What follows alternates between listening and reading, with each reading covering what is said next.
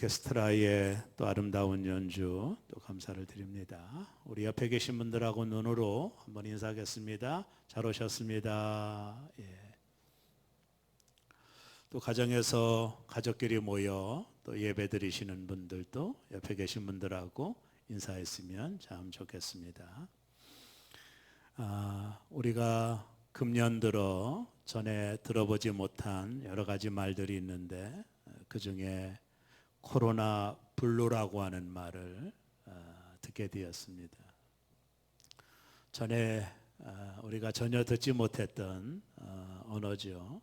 신종어입니다. 신종어 보면 코로나 블루라고 하는 것은 코로나19와 우울감이 부르라는 뜻인데 이 두 단어가 합쳐져서 코로나 블루, 신조어, 최근 저희들이 많이 듣는 그런 단어가 아닌가 생각합니다. 코로나19로 인해서 자유로운 외부 활동이 강제적으로 멈추고 그러다 보면 사람들이 심리적인 어려움을 많이 겪게 되죠. 경희대학교 정신건강학과 백정호 교수가 이런 말을 하더라고요. 코로나로 인해 자신의 감정이 불안하고 분노가 일어나고 우울로 발전할 수 있다. 그래서 최근 코로나19도 위험하지만 그래서 전염병을 방역하는 것도 중요한 일이지만 심리적인 방역도 필요하다. 이런 말을 합니다. 코로나 블루가 정신건강에 미치는 영향이라고 하는 보고서가 있어서 좀 읽어봤는데요. 몇 가지 이야기를 하더라고요. 그 중에 첫째가 사람들이 전염될까 봐 불안하다. 이런 생각들을 한다라는 거예요. 그 다음에 두 번째는 경제적인 타격, 이 코로나로 인해서 경제적인 타격에 대한 불안감들이 현대인들에게 있다라는 거죠.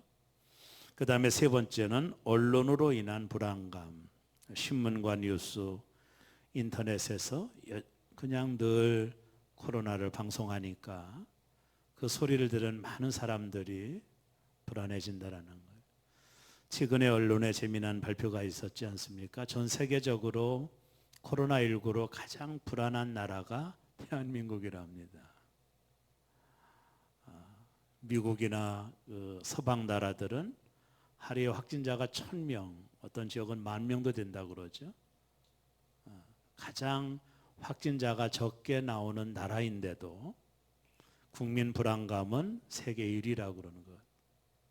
재미난 데이터가 아닌가 생각을 합니다. 어쨌든 이 코로나 브루 시대에 우리에게 필요한 말씀이 뭘까 참 많이 생각을 하면서 한 주간을 보냅니다.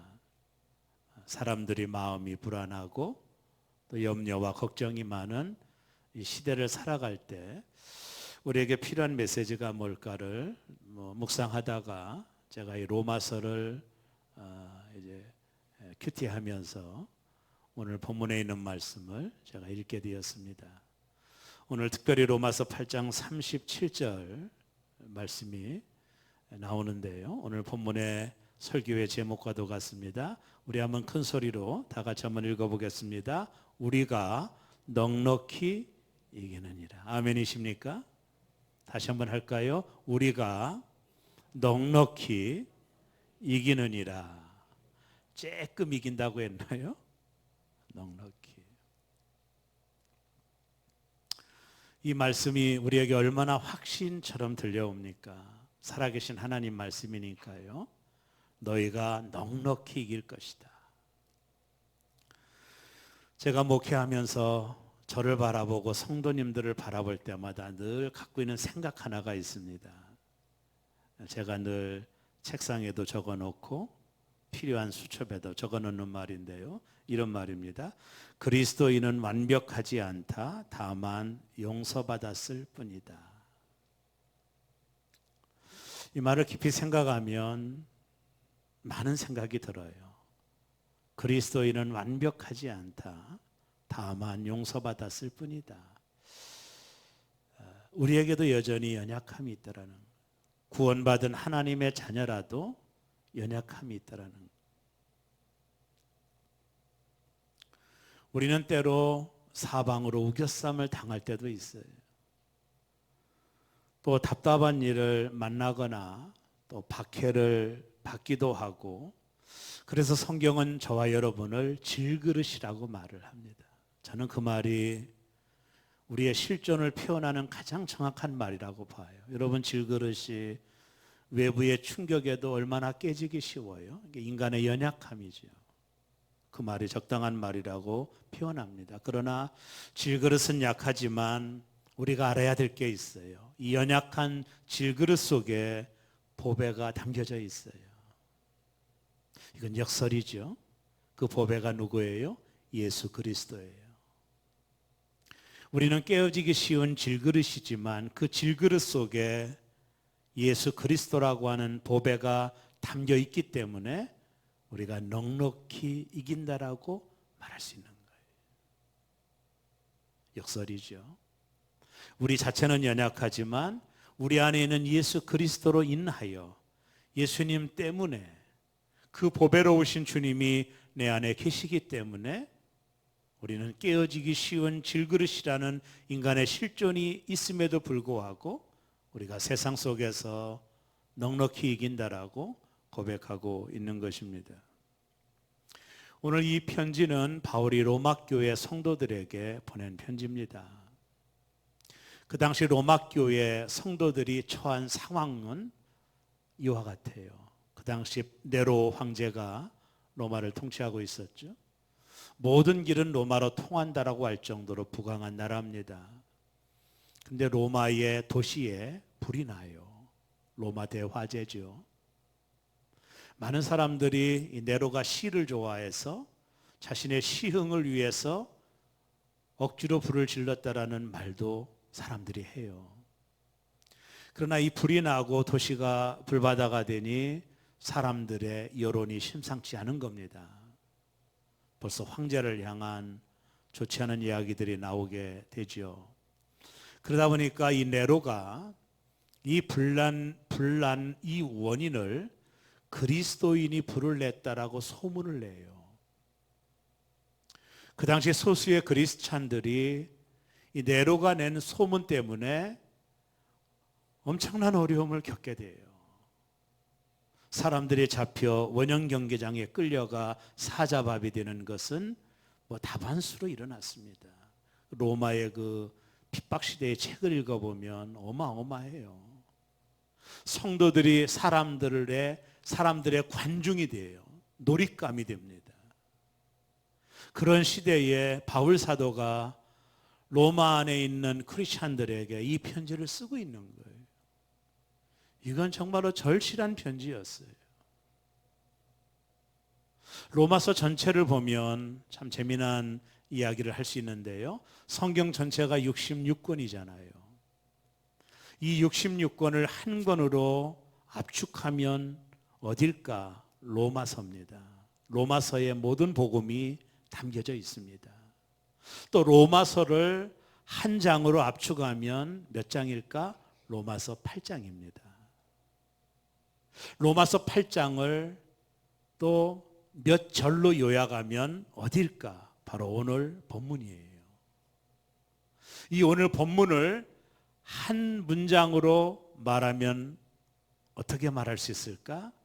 하나님의 사랑으로 우리가 넉넉히 이기느니라, 이렇게 말할 수 있는 거예요. 그러니까 이 편지를 받는 로마 성도들에게는 이 환난의 문제, 이것은 절실했던 거예요. 실은요.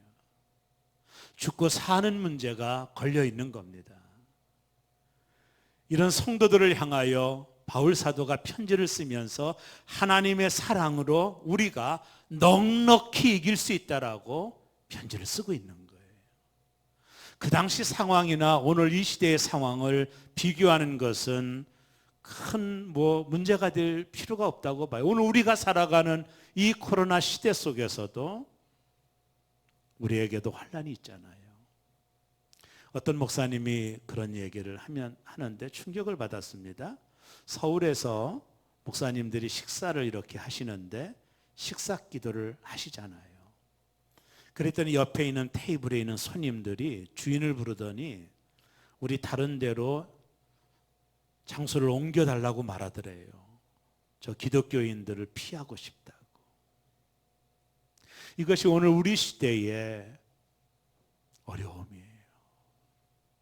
그것이 많은 경우 교회의 문제이긴 하지만 오늘 이 삶의 한복판에서 그리스도인들이 당하는 핍박과 고난과 어려움은 너무나도 많아요.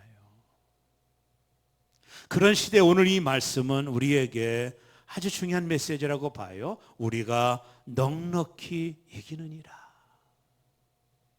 이 편지를 받은 로마 교회 성도들에게 이 위로의 말씀이 얼마나 간절했을까요?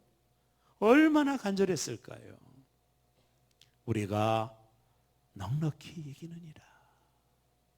오늘 바울 사도가 이 편지를 통해 우리가 넉넉히 이길 수 있는 이유가 어디 있다라고 말합니까? 오늘 본문에 보면 한 3가지 정도를 말씀을 드릴 수가 있습니다. 그 중에 첫째가 우리가 넉넉히 이기는 이유는 우리를 대적할 자가 없기 때문입니다. 이건 명제입니다. 오늘 이 말씀을 우리가 듣게 될 때 아직도 우리는 대적할 자가 많고 많은 사람들이 우리를 대적하고 있는 현실 속에 있지만 그럼에도 불구하고 성경은 우리에게 우리를 대적할 자가 없다라고 선언해요. 자, 오늘 로마서 8장 31절 우리 다 같이 한번 말씀을 읽겠습니다. 그런즉 이 일에 대하여 우리가 무슨 말 하리요? 만일 하나님이 우리를 위하시면 누가 우리를 대적하리요? 하나님이 우리를 위하시면 누가 우리를 대적할 수 있겠는가? 이 말씀을 실제적으로 와닿게 표현하면 이런 말입니다. 하나님이 우리 편이시면, 하나님이 우리 편이 되시는데 누가 우리를 대적할 수 있겠는가? 라는 말이에요. 우리를 대적하는 자들이 사방에 많죠. 무시무시한 원수들이 우리 곁에 많아요. 믿지 않는 자들이 우리를 대적하기도 하고 어떤 때는 나의 가족이, 나의 친구가, 가까운 이웃들이 나를 대적할 수 있어요.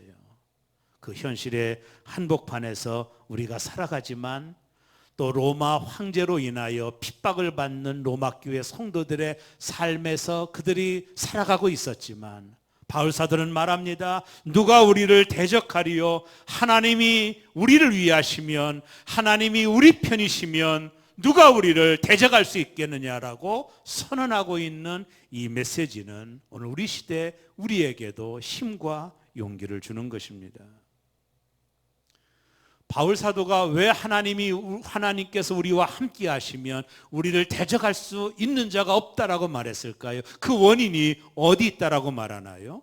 오늘 로마서 8장 32절은 그 말씀을 하고 있습니다. 우리 다 같이 읽습니다.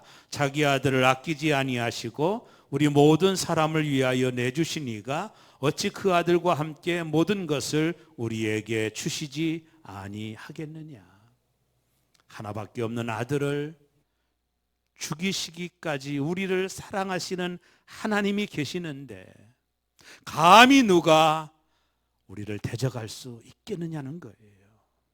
하나밖에 없는 아들을 십자가에 달려 우리를 위하여 주신 하나님, 그 하나님이 우리 편이신데, 그 하나님이 우리를 위하시는데 누가 감히 우리를 대적할 수 있겠느냐라고 선언하고 있는 것입니다. 구약의 이사야 선지자도 하나님으로부터 귀한 메시지를 듣게 됩니다. 우리가 잘 아는 이사야 41장 10절이에요. 우리 한번 다 같이 한번 읽습니다. 두려워 말라, 내가 너와 함께함이라. 놀라지 말라, 나는 내 하나님이 됨이라. 내가 너를 굳세게 하리라. 참으로 너를 도와주리라. 참으로 나의 의로운 오른손으로 너를 붙들리라. 이사야 선지자를 통해서 주셨던 하나님의 메시지를 들어보세요. 내가 너를 굳세게 하리라. 참으로 너를 도와주리라. 의로운 오른손으로 내가 너를 붙잡아 주리라. 그러면서 이어서 11절에 말씀하죠. 보라, 내게 노하던 자들이 수치와 욕을 당할 것이요 너와 다투는 자들이 아무것도 아닌 것 같이 될 것이며 멸망할 것이라. 11절에서 뭐라고 말합니까? 내게 노하던 자들, 너와 다투는 자들, 우리의 대적들이 어떻게 된다고요? 오히려 수치와 욕을 당할 것이다. 왜? 하나님이 우리와 함께 하시니까. 하나님이 우리 편이시니까. 하나님이 우리를 위하시니까. 너에게 노를 바라던 사람들, 너와 다투는 사람들이 오히려 수치와 욕을 당할 것이라는 거예요. 다윗도 시편 118편 6절에 이런 위대한 고백을 합니다. 여호와께서 내 편이 되사 나를 돕는 자들 중에 계시니 그러므로 나를 미워하는 자들에게 보응하시는 것을 내가 보리로다. 다윗이 뭐라고 말합니까? 여호와께서 내 편이 되사, 하나님이 나를 위하시사, 같은 말이죠. 내 편이 되사 나를 돕는 자들 중에 계시니 그러므로 나를 미워하는 자들에게 보응하시는 것을 내가 보리라. 아들 압살롬의 반역과 자신을 따르던 충신들이 아들 편에 서서 자신의 목에 칼을 댔을 때 다윗이 했던 고백입니다. 너들이 아무리 그리한다 할지라도 하나님이 내 편이시니 하나님 나를 도와주실 것이다. 중국의 대사로 오랫동안 근무하셨던 김하중 장로님은 기독교계의 아주 유명한 장로님이십니다. 이분의 간증을 유튜브에서 들으면 참 은혜로운데, 이분이 쓴 책이 하나님의 대사라고 하는 책이 있습니다. 이 책에 나오는 아주 은혜로운 이야기 한 토막이 있는데요. 2002년도 중국의 사스가 전염병이 발생을 했지 않습니까? 그때 우리 장로님께서 중국의 대사로 있었다고 그래요. 사스가 발생되면 전염병이 옮길 수 있으니까 그 중국에 와 있는 직원들, 대사관 직원들, 또 이런 분들을 본국으로 가게 해야 되나, 이런 문제가 발생했다고 그래요. 전염병에 걸리면 안 되니까. 그래서 장로님이 하나님 앞에 기도를 하셨대. 이 책에 나오는 이야기입니다. 하나님 앞에, 하나님 제가 어떻게 해야 될까요? 깊은 기도하는데 하나님의 응답이 들려오더라는 거예요. 철수하지 말라. 내가 너와 함께 할 것이다. 중국에 와 있는 사람 한 사람도 사스병에 걸리지 않을 것이다. 하나님의 음성을 듣게 돼요. 그러고 나서 주재원들과 직원들에게 우리는 철수하지 않을 것이라고, 내가 믿는 하나님이 도와주신다고 약속했다고 이렇게 선언을 합니다. 처음에 주재원들이, 직원들이 이해를 못하죠. 장로님은 응답을 받았으니까 확신하고 있었는데, 그리고 나서 위생을 좀 철저하게 하고 우리가 좀 조심하면서 구호품을 모아 어려운 사람들을 도와주는 일을 하자라고 하게 돼요. 그리고 시간이 지나면서 사스가 중국에서 종식되었을 때 정말로 하나님 응답대로 직원들과 주재원들, 그리고 우리 동포들은 한 명도 사스에 감염이 되지 않았다라는 거예요. 그러니까 그 사실이 너무 놀라워서 다른 나라 주재원들은 다 철수가 됐는데도, 철수하지 않았는데도 병에 걸리지 않는 이 사실이 신기했던지 기자들이 와서 장로님에게 물어봤대요. 대사니까. 그때 장로님이 로마서 8장 31절을 이야기했답니다. 그런즉 이 일에 대하여 우리가 무슨 말 하리요? 만일 하나님이 우리를 위하시면 누가 우리를 대적하리요?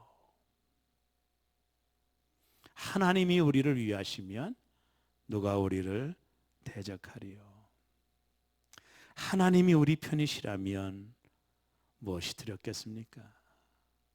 천지만물을 창조하신 하나님, 그 하나님이 내 편이시라면, 그 믿음의 확신이 있다면 무엇이 두렵겠습니까? 어떤 문제가 와도, 어떤 어려움이 와도, 어떤 질병이 와도 하나님이 우리 편이시라면 우리는 이기게 될 것입니다. 이제 더 중요한 것이 뭔지 아세요? 이 어려운 시간에 하나님이 우리 편이심을 믿는다면 우리도 하나님 편에 있어야 되는 거예요. 미국이 남북전쟁할 때 북군의 지도자들이 모인 연의장에서 교회의 대표가 링컨 대통령에게 이렇게 말을 합니다. 하나님이 우리 편이 되어 북군이 승리하게 해달라고 온 교회가 날마다 눈물로 기도하고 있습니다. 그때 링컨 대통령이 그 유명한 말을 하죠. 하나님이 우리 편이 되어달라고 기도하지 말고 우리가 항상 하나님 편에 서 있게 해달라고 기도합시다 라고 말했어요.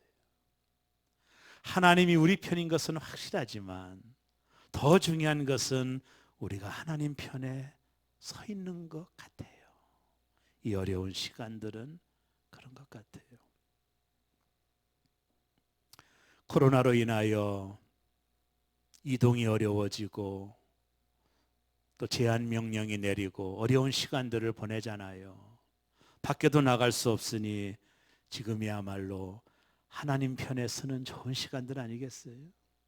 더 말씀을 읽고 집에서 더 기도하시고 그렇게 우리가 하나님 편에 있을 때 이 코로나가 극복되고 난 이후에 이 시련의 시간들이 허비되지 않게 될 거예요. 사랑하는 여러분, 하나님이 우리 편이신데 그리고 우리가 하나님 편이시라면 무엇이 두렵겠는가? 이 코로나의 위험도 있지만 무엇이 두렵겠는가? 오늘 이 말씀이 저와 여러분의 고백이 되어지시기를 주의 이름으로 축원합니다. 두 번째, 우리가 이기게 되는 이유가 뭘까요? 두 번째는 우리를 정죄할 자가 없기 때문이에요. 신자가 구원받았음에도 자주 넘어지는 이유가 뭘까요? 제가 볼 때 죄책감 때문입니다. 죄책감이 있으면 하나님이 내 편이라는 것이 자꾸 흔들려져요. 나 같은 사람이 하나님이 함께 하실까? 이렇게 넘어지는 나, 이 실수하는 나 하나님이 함께 해주실까? 이런 의구점과 의문점이 들어요. 바로 죄 때문이에요.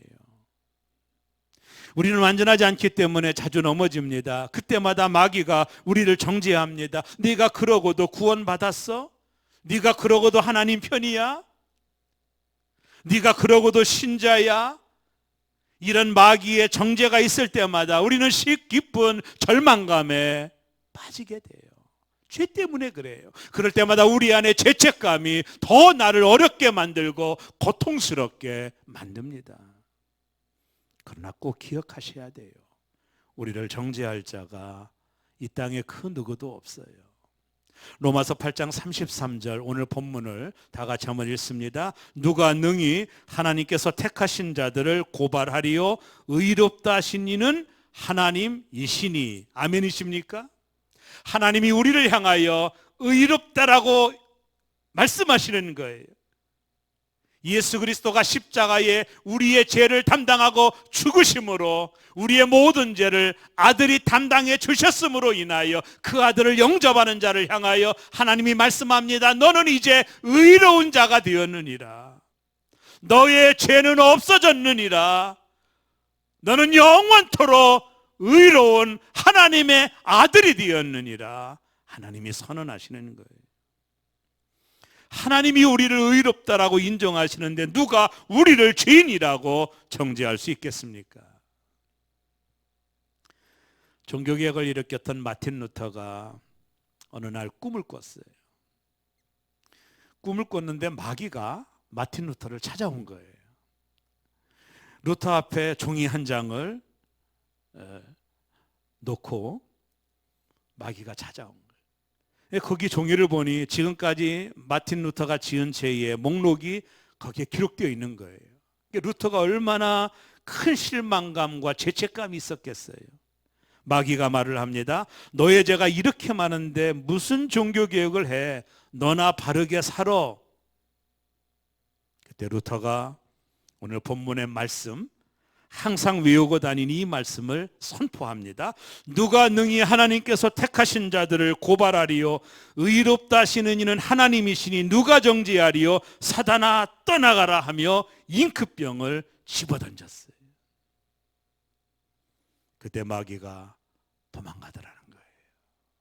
하나님이 의롭다라고 하시는데 누가 나를 정죄하리요?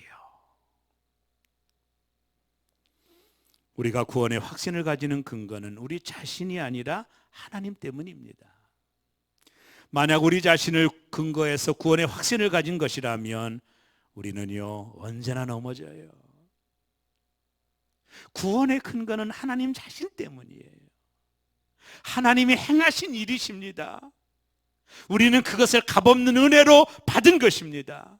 지금 여러분 불안하십니까? 하나님이 내 편이시라는 것이 자꾸 흔들려지십니까? 그 원인이 죄일 수 있습니다. 죄를 해결받아야 됩니다. 그러나 그 어떤 것으로 죄는 없어지지 않아요. 사람은 죄를 없앨 수가 없어요.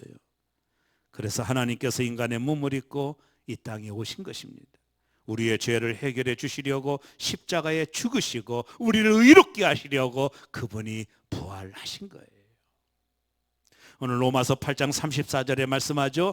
누가 정죄하리요? 죽으실 뿐 아니라 다시 살아나시는 이는 그리스도 예수시니 그는 하나님 우편에 계신 자요 우리를 위하여 간구하시는 자시니라.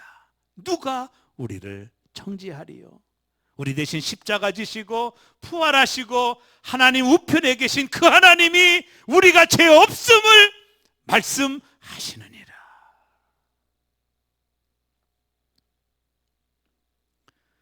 그럼에도 사단은 늘 우리를 찾아와 고발합니다. 너는 죄인이라고, 죄에는 벌이 있어. 지금 내가 당하고 있는 것이 바로 죄 때문이야. 내 몸이 아픈 것도, 자녀가 아픈 것도, 사업이 안 되는 것도, 직장에서 어려운 것도 다 죄 때문이야. 하나님이 무슨 내 편이야. 계속해서 우리를 정죄해요. 그러나 기억하십시오. 하나님을 믿게 되면 우리의 모든 죄가 용서받은 거예요. 이것은 하나님의 선언입니다. 하나님께서 말씀하십니다. 너는 죄가 없느니라. 로마서 8장 1절 그러므로 이제 그리스도 예수 안에 있는 자에게는 결코 정죄함이 없나니. 믿으십니까? 우리의 과거, 현재, 미래의 모든 죄가 용서받았음을 믿으시기를 주의 이름으로 축원합니다. 하나님이 말씀하십니다. 너는 죄가 없느니라. 너는 나의 맏아들이니라. 너는 내 편이니라. 이 어려운 상황 속에서 죄책감으로 흔들리지 않기를 간절히 원합니다.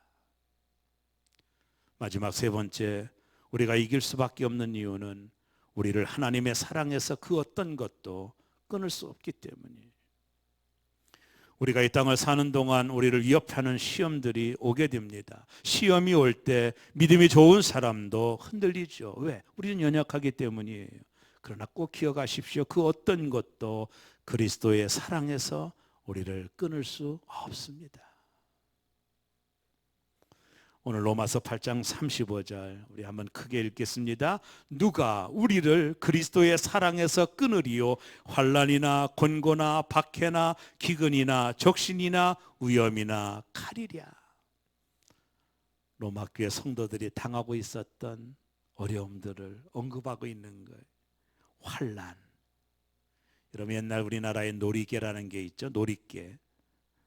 곡식을 내리쳐서 알맹이를 빼내는 그 도구가 있잖아요. 이처럼 마치 신자들을 땅에 눕혀놓고 도리깨로 내리치는 치듯 당하는 일들을 바로 환난이라고 하는 거예요.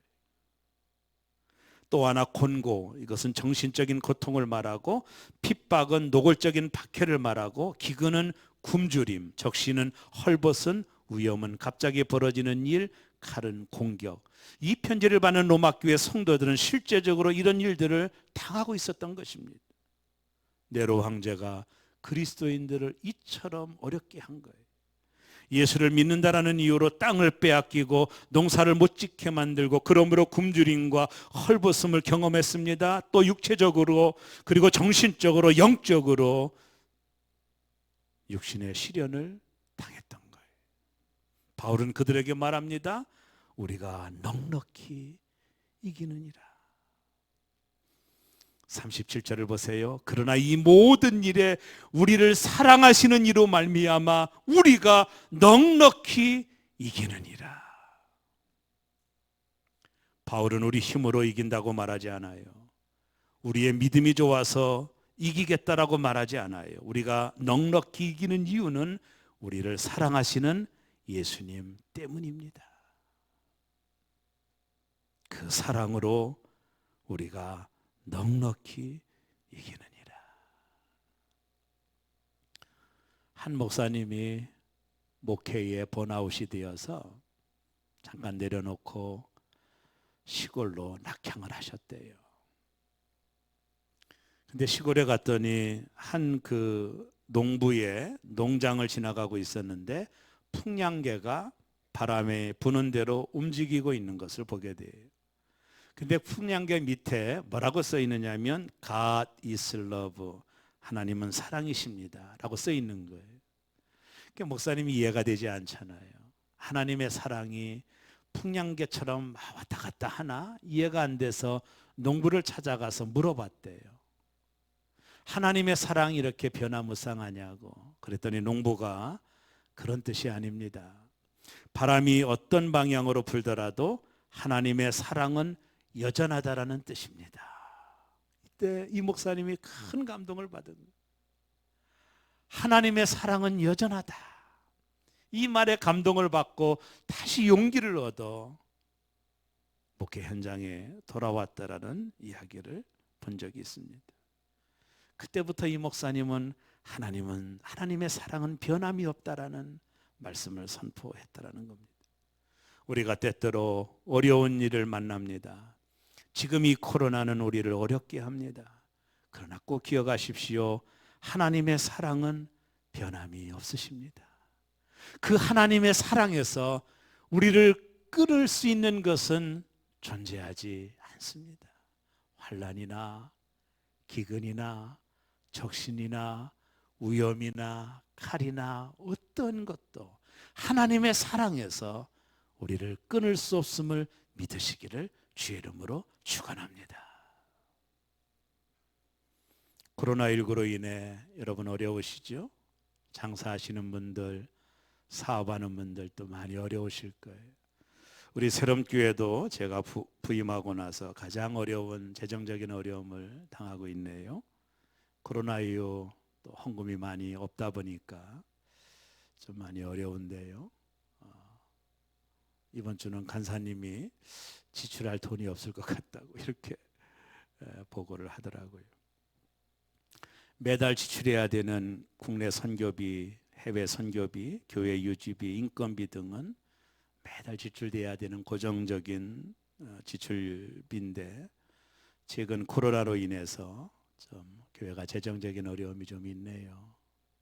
제가 부임하고 나서 처음 겪는 어려움, 제가 어려운 시간들을 보내고 있습니다. 근데 어제 한 집사님이 전화가 왔습니다. 제가 늘 존경하는 그런 집사님이 전화가 와서 저를 좀 뵙고 싶다고 해서 오시라고. 성도들이 오는 건 기도받으러 오는 거니까 또 무슨 문제가 있나 보다 생각을 했지요. 근데 오시자마자 눈물을 흘리면서 본인이 병원에 입원했을 때 성도님들이 도와준 위로금 그거 전액을 가지고 왔다면서 목사님 헌금 드리고 싶다고 거금의 돈을 헌금을 해주셨어요. 제가 그걸 보고 제가 같이 그냥 울었어요. 나도 울고 그분도 울고. 하나님이 그분을 쓰시는 것에 대해서 좀 감격했고 또 하나님이 어려울 때 이렇게 천사들을 보내주시는 것도 감동했고 뭐 그냥 복합적으로 울었어요.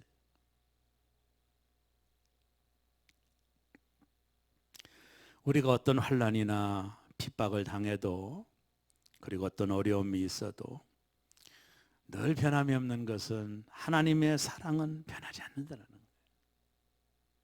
이걸 믿게 되면 흔들리지 않아요.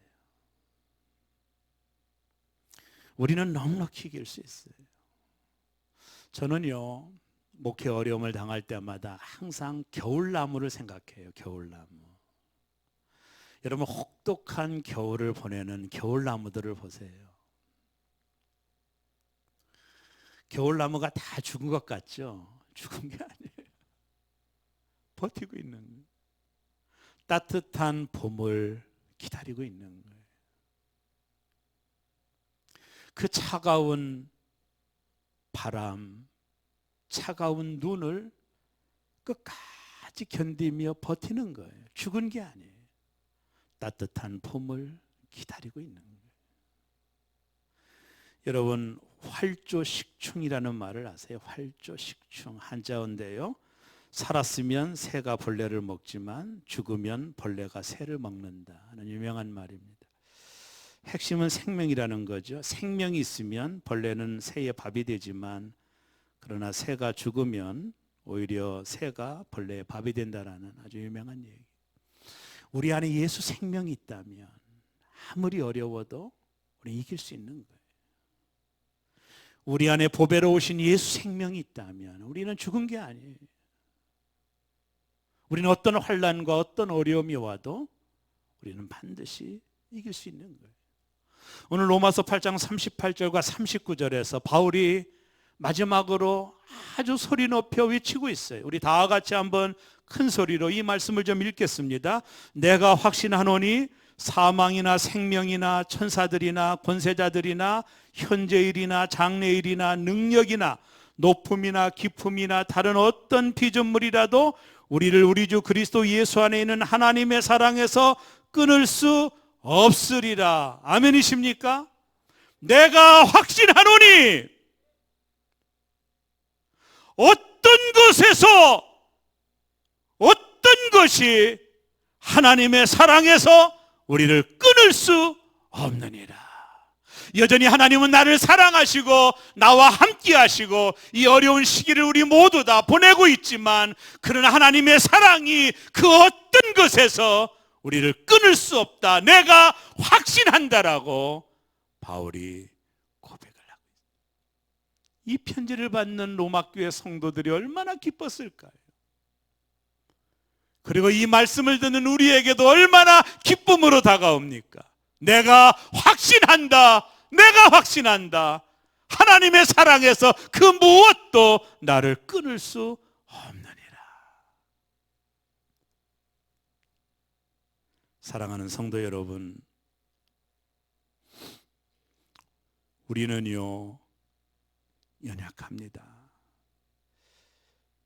우리는 또 늘 넘어집니다. 제가 늘 말하잖아요. 그리스도인은 완벽하지 않습니다. 다만 용서받았을 뿐입니다. 이게 우리의 실존입니다. 그러나 하나님의 사랑에서 그 무엇이 나를 끊을 수 없는 것입니다. 저는 그 하나님의 사랑만 우리 안에 충만하게 있다면 그 어떤 것도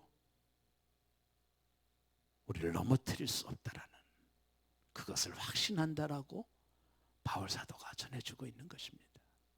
오늘 이 말씀이 저와 여러분에게도 확신 있는 말씀으로 들려오셔서 이 차가운 겨울을 잘 견디는 여러분, 우리 교회 되시기를 주의 이름으로 축원합니다.